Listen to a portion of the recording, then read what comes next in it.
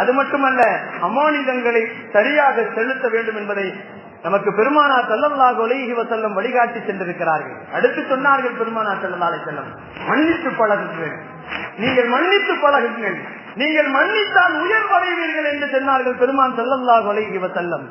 நபிகள் நாயகம் ஸல்லல்லாஹு அலைஹி வஸல்லம் குற்றம் செய்தவர்களை மன்னித்தார்கள், துரோகம் செய்தவர்களை மன்னித்தார்கள், அநீதம் செய்தவர்களை மன்னித்தார்கள், அடித்தவர்களை மன்னித்தார்கள், திட்டியவர்களை மன்னித்தார்கள் பெருமான் ஸல்லல்லாஹு அலைஹி வஸல்லம்.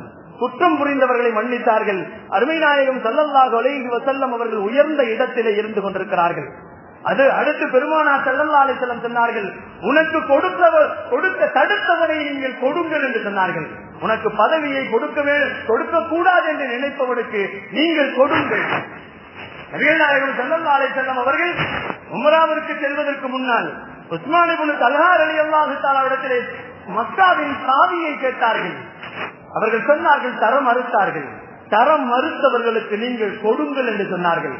அதே பெருமானார் ஸல்லல்லாஹு அலைஹி வஸல்லம் அவர்கள் ஹிஜ்ரி 8ஆம் ஆண்டு மக்கா வெற்றி பெற்ற உடனே பெருமானார் ஸல்லல்லாஹு அலைஹி வஸல்லம் அவர்கள் மக்காவின் சாவியை வாங்கி எங்கே உஸ்மான் என்று கேட்டார்கள். பெருமான் ஸல்லல்லாஹு அலைஹி வஸல்லம் அவர்கள் பெருமானார் கொடுக்க தடுத்தவர்களிடத்திலே கொடுத்து பழகினார்கள். பெருமான் ஸல்லல்லாஹு அலைஹி வஸல்லம் யார் உங்களுக்கு கொடுப்பதற்கு மறுக்கிறார்களோ அவர்களுக்கு நீங்கள் கொடுங்கள் என்று சொல்லிக் கொடுத்தார்கள் பெருமான் ஸல்லல்லாஹு அலைஹி வஸல்லம்.